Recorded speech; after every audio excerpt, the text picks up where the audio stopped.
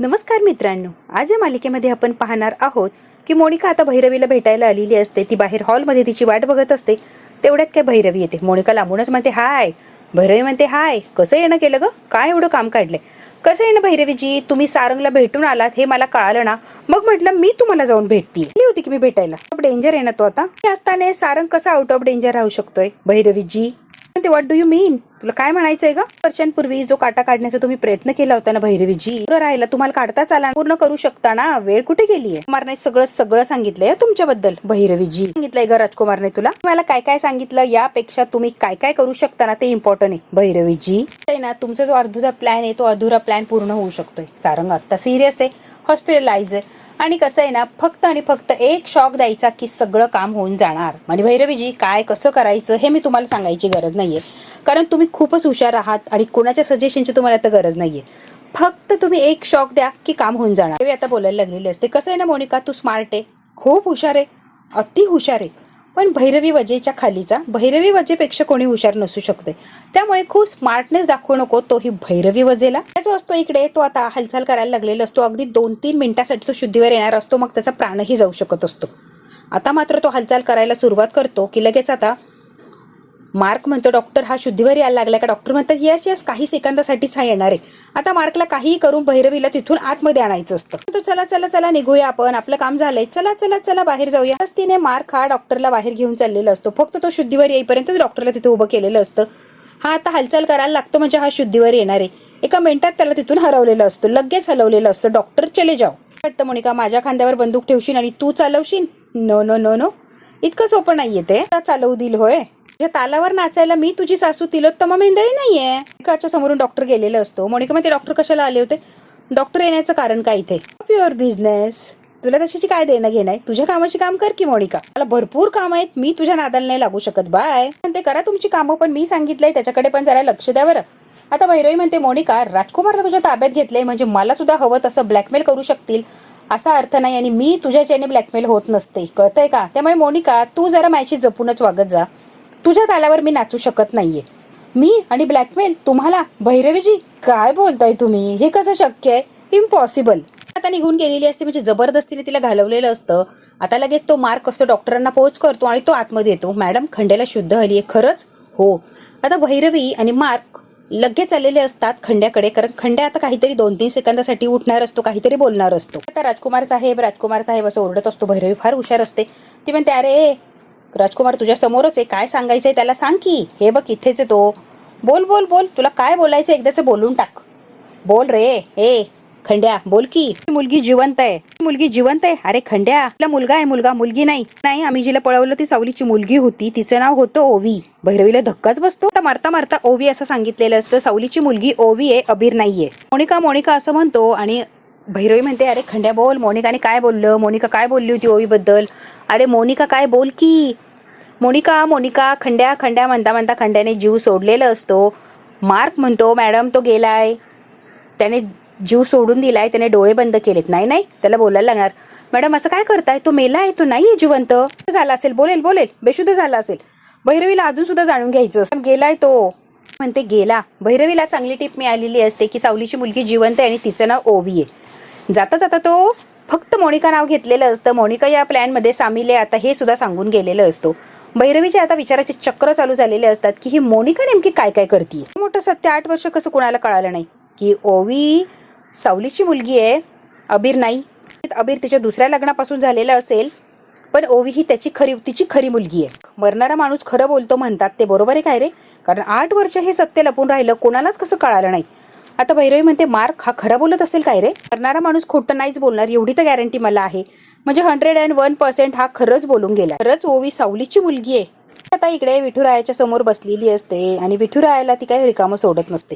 जोपर्यंत सारंग शुद्धीवर येत नाही तोपर्यंत सावली काही विठुरायाला सोडत नसते, त्याच्या पुढेच उभी राहिलेली असते. अगदी आता देवाच्या पुढे बसलेली असते, अगदी शांत स्तब्ध झालेली असते. जगन्नाथजीला तिची ही घालमेल, तिची ही अवस्था अजिबात बघवत नसते. एक बाप म्हणून त्यांचाही जीव खालीवर होत असतो.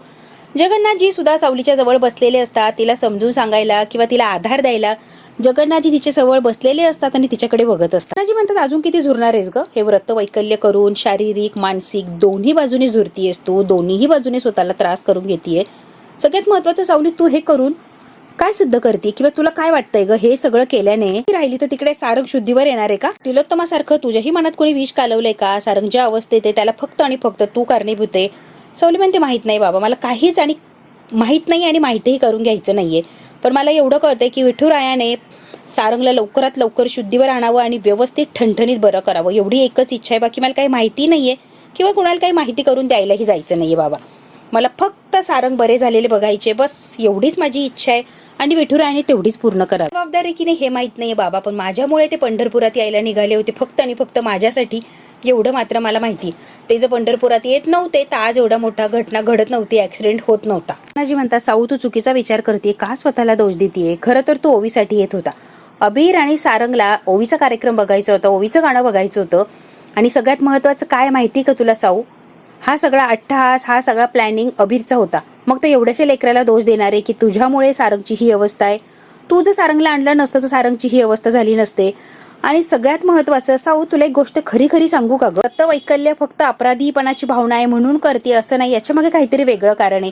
आणि मला जे कारण वाटतंय साऊ ते बरोबर आहे असंच मला वाटतं. किती तू नाकारलं तरी ते आणि तेच कारण आहे. अगदी बरोबर आहे ना साऊ? आता या वेळेला तू मला नकार देऊ नको किंवा नाही असं म्हणू नको, कारण साऊ मलाही कळतं मी तुझा बाप आहे. तू किती जरी लपवलं तरी तुझ्या मनात काय आहे, तू कशासाठी काय करतेय एवढं तर निश्चित मला कळू शकतंय. साऊ मी जे प्रश्न विचारले त्याचे उत्तर मिळू शकतंय का मला? कारण आहे तुझा सारंगवर अजूनही प्रेम आहे आणि सारंगचा असं जीव जातोय किंवा सारंग जातोय या जगातून हे तुला सहन होत नाहीये म्हणून तू वेडीपिशी झालीये. आणि हे सत्य तू स्वीकार आणि स्वतःच्या मनाला ठामपणे सांग साऊ. आता जगन्नाथजींच्या खांद्यावर डोकं ठेवते आणि शांतपणे पडलेली असते. सावलीकडे कुठच्याच प्रश्नाचं उत्तर नसतं. ती सारंगवर प्रेम करते आणि सारंगने वाचावं यासाठीच ती व्रत वैकल्य करत असते. हे जगन्नाथजीला माहिती आहे आणि सावलीलाही माहिती आहे आणि तिने ते मान्य केलेलं असतं. जगन्नाथजींच्या प्रश्नावर तिने काहीच उत्तर दिलेलं नसतं. त्यामुळे जगन्नाथला माहिती आहे सावली अजून सुद्धा सारंगवर तितकंच प्रेम करते. इकडे आता ही मोनिका घाई गडबडीने धावत धावत आलेली असते घरी, खूप घाबरलेली असते. घरी येते आणि पहिलं पाणी पिते.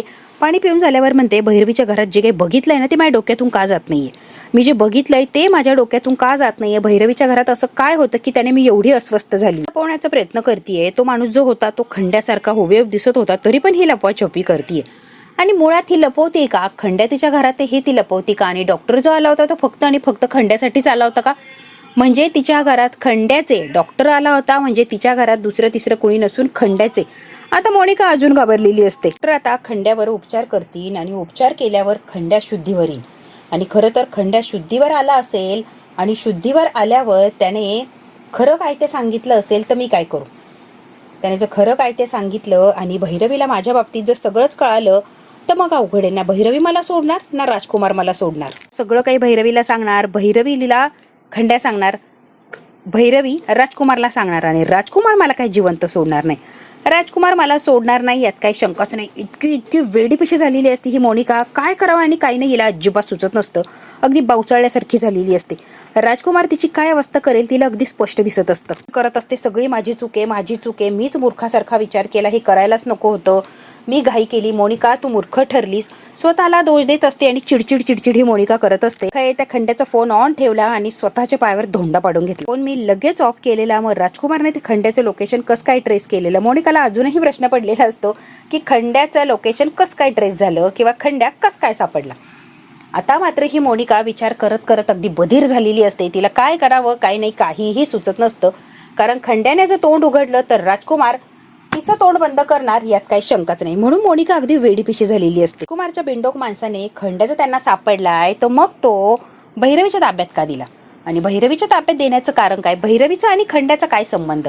नाही नाही नाही नाही नाही मोनिका तू खूप ओव्हर थिंक करतेय आणि ओव्हर थिंक करू नको. तू रिलॅक्स रिलॅक्स. ते कसं आहे ना, आता मी परत तिच्या घरी जाते, तिच्या घरात जबरदस्तीने घुसते, माझ्या डोळ्यांनी कन्फर्म करते आणि मग काय ते मला शेवटपर्यंत कळेल नेमकी मी जो विचार करते तो बरोबर आहे की चुकीचा आहे. आता मोनिकाने ठरवलेलं असतं की डायरेक्ट भैरवीच्या घरात जाते, त्या बेडवर कोण झोपलेलं आहे ना हे बघूनच येते. म्हणजे काही झालं तिने नाही घुसू दिलं तरी जबरदस्तीने मी घुसणार आणि त्या बेडवर कोण झोपलंय ते बघणार. त्याच्याशिवाय माझं मन शांत होणार नाही.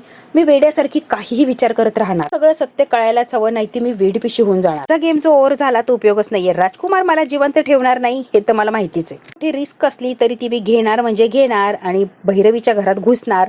त्या बेडवर नक्की कोण आहे याची मी खात्री करणार. जावंच लागणार. मी तिथे जाणारच. पडत असते, डोळे वगैरे पुसते, स्वतःला सावरते, स्टेबल होते आता मी भैरवीच्या घरी जाणार म्हणजे जाणार आणि तिथे एक्झॅक्टली काय आहे हे शोधणार. इतक्या वेळात तेच तेच ती बोललेली असते, कारण ती खरंच असं वेडीपेशी झालेली असते. खरंच जर राजकुमारला कळालं आणि सगळं खंड्याने खरं खरं सांगितलं तर राजकुमार येऊन पहिले माझा गळा पकडेल, यात काही शंकाच नाही. ती खरं तर राजकुमारला घाबरलेली असते, म्हणून तिथे खंड्या एका तिला कन्फर्म करायचं असतं. इकडे वेड्यासारखी हसायला लागलेली असते. खंड्या जो मेलेला असतो त्याच्याकडे बघते आणि मोठमोठ्याने हसत असते, वाजवत असते त्याच्या मुर्द्याजवळ. खंड्या वा मारता मारता लॉटरी लावली, लॉटरी पॉट लावलाय, जॅकपॉट. ही वेड्यासारखी हसत असते. इतका आनंद झालेला असतो या भैरवीला, सगळं जग जिंकलं की असं वाटत असतं आणि मोठमोठ्याने हसत असते. सावली आणि सारंगची मुलगी आहे. स्वतःलाच खूप वेळा सांगत असते ओवी सावली आणि सारंगची मुलगी आहे. हे तर आश्चर्यच आहे ना, इतके दिवस कोणाला माहितीच नाही. त्याचं बाहेर आलं तर भूकंप होणार आहे, भूकंप. मोठं सत्य कसं लपून राहिलं आजवर, राहिलंच कसं लपून, फक्त मला माहितीये सध्या. तर ओवी खरंच सारंग आणि सावलीची मुलगी आहे, तर मग ओवी सारंगकडे कशी, हे सारंगला कसं माहित नाहीये, तो माझ्या घरात कशी पोहोचली, बरोबर तिच्या योग्य जागेवर कशी गेली. भैरवीला आता असंख्य सगळे प्रश्न पडलेले असतात आणि सगळ्या प्रश्नांची उत्तर भैरवीला सुद्धा हवीच असतात, की सावली सारंगच्या बरोबर कशी राहतीये. सावली सारंगच्या बरोबर राहत नाहीये 8 वर्षांपासून, मग ही ओवी त्याच्याबरोबर कशी राहती, किंवा सारंगच्या घरात ती पोहोचलीच कशी. आता तिला खूप सारे प्रश्न पडलेले असतात. महत्वाचं तिलोत्तमाला सुद्धा माहित नाहीये की ओवी तिची सख्खी नाते, सारंगचीच मुलगी आहे ती. इतकी वर्ष कसं लपून राहिलं. भैरवीला प्रश्न पडतो की घरातल्या घरात या सगळ्या गोष्टी कशा लपल्या. बबलू आलेला असतो पळत धावपळ करत. तिलोत्तमा म्हणते अरे बोल ना बबलू, बोल ना. बबलूला इतका आनंद झालेला असतो की सिस्टर येतात, तुमचा पेशंट आता हालचाल करायला लागला मॅडम, चला. तिलोत्तमा म्हणते काय हो हो सांगायचं, तो कधी सांगतोस रे बबलू. पळतच आलेली असते सारंग सारंग करत. तिलोत्तमा म्हणते सॉरी सॉरी सॉरी मॅडम. म्हणतात हो हो हो आरामानं घेऊया आपण सगळं. म्हणतात माझा आवाज ऐकायला येतोय का, काहीतरी पॉझिटिव्ह असं साईन दे प्लीज प्लीज सारंग, काहीतरी पॉझिटिव्ह साईन दे. सारंग आता हातांची बोटं हलवायला लागलेलं असतो. बबलूलाही खूप आनंद झालेला असतो की सारंग हालचाल करायला लागलं, आणि तिलोत्तमाला सुद्धा आनंद अश्रू यायला लागलेले असतात दोघांच्या डोळ्यातनं. डॉक्टर म्हणतात व्हेरी गुड व्हेरी गुड. म्हणतात डॉक्टर मॅडम तुम्ही आई आहात त्याच्याशी सारखं बोलत राहा, नक्की रिस्पॉन्ड करेन तो. तिलोत्तमा म्हणते thank you so much doctor. Doctor आता निघून गेलेले असतात. तिलोत्तमा आता म्हणतो अरे सारंगदा ऐकतोय काय रे, ए सारंगदा, अरे ओवी घरी वाट बघती, आपल्याला घरी जायचंय, उठ की लवकर. अरे चल घरी जायचंय, आपल्याला ओवी वाट बघती. उघड रागवणार ती, चल बरं ओवीला भेटायला पाहिजे, नाही तर चिडचिड करणार ती. ए सारंगदा. तिलोत्तमा हसत असते, बबलू हसत असतो. त्यांना सगळं आकाश पाताळ एक झालेलं असतं की सारंग आता बरा व्हायला लागलाय. म्हणते लवकर बरा होणार आहे तू, आता आपल्याला घरी जायचंय, काहीही करून घरी जायचंय आपल्याला, लवकरात लवकर बरं व्हायचंय तुला. इकडे आता भैरवीचं काय चाललेलं असतं आणि काय नाही. त्या खंड्याच्या मेलेल्या मुर्द्याजवळ ती तिथे काय करत असते आणि काय नाही तिथेच घुटमळत असते. भैरवी फारच हुशार असते आणि तिच्या हुशार बुद्धीने ती पुढे पुढे चाललेली असते. ती म्हणते शक्यच नाहीये सावलीने दुसरं लग्न करणं, दुसरा संसार थाटणं. सावली सारंगवर खूप खूप प्रेम करत होती आणि ती दुसऱ्या कुठल्या पुरुषाचा विचार करेल इम्पॉसिबल आहे. ती सारंग शिवाय राहू शकत नाहीये, किंवा सारंग शिवाय दुसऱ्या पुरुषाचा ती विचार करणार नाहीये. काहीतरी घोळ आहे आणि तो शोधून काढायला लागणार. प्रेम होतं दोघांमध्ये की ही पोरगी नक्की त्या प्रेमाचं फलित असणारी काही शंकाच नाहीये. सावली आणि सारंगचीच पोरगी ती ओवी. मी म्हणते सगळा खेळ फायनली माझ्या हातात आहे, कारण सगळं सत्य जे काय आहे ते फक्त आणि फक्त मला माहितीये. मी माझ्या तालावर आता सगळ्यांना कशी नाचवते ना ते बघाच. जर या दोघांमधला दुवा असेल तर सारंग आणि सावलीच्या अगेन्स्ट हत्यार म्हणून मी नक्कीच वापर करणार या पोरीचा. भैरवीने आता खूप सारं प्लॅनिंग करून ठेवलेलं असतं. मी आता माझं या खेळातलं हत्यार असणार, मी सारंग आणि सावलीला माझ्या म्हणण्याप्रमाणे वागवणार, माझ्या तालावर नाचवणार, मला हवंय तसंच मी करायला लावणार. माझ्या तालावर नाचायला लावणार म्हणजे लावणार. केलेलं असतं. तो म्हणतो मॅम याचं काय करू, जंगलात टाकू की समुद्रात फेकू. नाही नाही नाही, याला अशा जागेवर फेक की तो कोणालाही सहज सापडेल. का मॅडम, मला प्रश्न विचारतोय भैरवीला. जगन्नाथजीने आता बबलूला फोन लावलेला असतो. बबलू लगेच त्याच्या बाहेर येतो आणि बाहेर म्हणतो की जगन्नाथजी बोला की. अरे कशी आहे तब्येत, जीव असा टांगणीला लागलाय रे, काय सारंगची परिस्थिती आहे सांग की. सावलीने तर व्रत पकडलंय ना, खाते ना पितीये, फक्त सारंगसाठी एकटक त्या विठुरायाकडे बघती. ती वेडी झाली रे पोरकी. अहो तेच व्रत फळाला आलंय, सारंग आता शुद्धीवर आलाय, हालचाल करतोय जगन्नाथजी. काय हो, सारंग शुद्धीवर आलाय, कोमातून बाहेर येणार आहे तो. पावला रे, हो हो खरंच देवच पावला. हॉस्पिटलला मलाही बघायचंय रे. नको नको नको तिलोत्तमा मॅडम, इथे उगाच तमाशा व्हायचा, त्यापेक्षा नका येऊ तुम्ही प्लीज. काही ऐकत नाहीये. तिला सारंगच्या जवळ फिरकू सुद्धा दिलेलं नाहीये तिला. आता हॉस्पिटलमध्ये तमाशा होणार, त्याच्यापेक्षा प्लीज नका येऊ. पण शांत राहणंच ठीक आहे. जगन्नाथजी म्हणतात ठीक आहे, ती तमाशा करणार असेल तर नाही येत, मी राहतो घरी. ते पण एक काम कर, वेळोवेळी मला खबर देत जा कशी सुधारणा आहे काय. मला वेळोवेळी सांग, म्हणजे जरा जीव टांगणीला लागलाय ना, हळूहळू जरा व्यवस्थित वाटेल. इकडे अमृता आणि ओवी जे असं देवघरात आलेले असतात त्यांच्या विठुरायाला देवघरात आणून बसवलेलं असतं. बरं झालंय मोनिका काकू आणि शुभ्रा नाहीये इथे. अमृता म्हणते नाही तर त्यांनी आपल्याला पूजा करूच दिली नसते. काकू काही झालं तरी बाबासाठी विठुरायाकडे प्रार्थना करायची आहे आणि बाबा लवकर बराच झालाच पाहिजे. हो बाळा करूया आपण पूजा. आता पूजापाठ चाललेली असते. विठुरायाचा अभिषेक वगैरे झालेला असतो. विठुरायाला व्यवस्थित मांडतात, हार वगैरे घालतात, अगरबत्ती दिवा लावतात, पाया पडतात. तेवढ्यात काय बबलूचा फोन आलेला असतो की अमृता बहिणी सारंगदा शुद्धीवर येतोय, आपण बोललेलं त्याला कळतंय, रिस्पॉन्ड करायला लागलाय तो. ओवी खूप आनंदी होते, अमृता सुद्धा खूप आनंदी होते. पण ओवी म्हणते की जोपर्यंत तो पूर्ण शुद्धीवर येत नाही तोपर्यंत विठुरायाच्या समोर मी बसणार, तिथून काय मी हलत नसते. अमृता म्हणते अगं पण तुझा बाबा आता शुद्धीवर आलाय, मी एक देवीच्या मंदिरात नवस केला होता, तो नवस फेडायला जायचंय मला. जाऊन यायचं का बाळा? पर्यंत बाबा बरा होत नाही तोपर्यंत मी इथून कुठेच जात नसते. तिला कसं सोडून जाऊ बाळा मी? चल की माझ्या बरोबर. आणि शुभ्रा झाली तर प्रॉब्लेम होऊन जाणार, त्यापेक्षा माझ्यासोबत चल, आपण लगेच माघारी येऊ. तू काळजी करू नको, विठुराया आहे माझ्या पाठीशी. अमृता म्हणते ठीक आहे बाई ठीक आहे. पर्यंत दरवाजाला आतमधून कडी घाल, उघडवू नकोस. फोन जवळ ठेव, काही लागलं तर मला सांग. त्याला आता मंदिरात जायचं असतं नवस फेडायला. अमृता चाललेली असते आणि एवढ्या मोठ्या घरात ही ओवी एकटीच असते. आता जगन्नाथजीने सावलीला सांगितलेलं असतं की सारंग शुद्धीवर आलाय. अबीरला इतका आनंद होतो, आई ऐकलंय का तू? बाबा काय सांगताय? सुपर हिरो शुद्धीवर आलाय. ही आता सुपर हिरो लवकर कोमातून बाहेर येणार आहे. तुझा हा व्रत बंद कर आणि काहीतरी खाऊन पिऊन घे आई, बरे होणार आहे सुपर हिरो. मी काही खाणार नाहीये, ते पूर्णपणे शुद्धीवर जोपर्यंत येत नाही तोपर्यंत मी खाणार नाहीये. ती म्हणतात साऊ काय वेडेपण आहे, काहीतरी खाऊन घे ना बाळा. जगन्नाथजीचा जीव असा तिळती तुटत असतो की माझं लेकरू उपाशी तापाशी बसलाय देवापुढे. हालचाल सुरू झाली, मेंदू रिस्पॉन्स करतोय. आज हात हलवला, हळूहळू पाय हलवेल, नंतर पूर्ण शरीरच त्याचं काम करायला लागेल. उपाशी ठेवून त्रास देण्यात काय अर्थ आहे सांग बरं तू? का वेडेपणा करतेस साऊ? मी नाही सोडणार आहे उपास. ते जोपर्यंत सारंग पूर्णपणे बरे होऊन बोलायला लागत नाही तोपर्यंत मी खाणार नाही म्हणजे नाही. त्याच्या पायाजवळच बसणार मी सुद्धा त्याला त्रास देणार की सारंगला लवकरात लवकर बरं कर.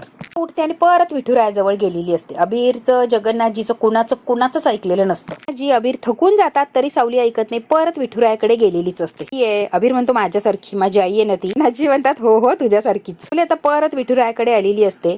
आता विठुरायाच्या समोर परत येऊन बसलेली असते. विठुरायाला ती म्हणत असते की जोपर्यंत सारंग शुद्धीवर पूर्णपणे येत नाही आणि बोलत नाही तोपर्यंत मी तुझा पिच्छा सोडत नसते. बघू आता विठुराया तिचं ऐकणार का आणि लवकरात लवकर शुद्धीवर येणार का आणि सारंग आता बोलायला लागणार का, तेही अगदी लवकरात लवकर. हे जर बघायचं असेल मित्रांनो तर बघायला लागणार आपल्याला पुढचा भाग. हा भाग इथेच संपतो. व्हिडिओला लाईक शेअर सबस्क्राईब नक्की करा. धन्यवाद मित्रांनो.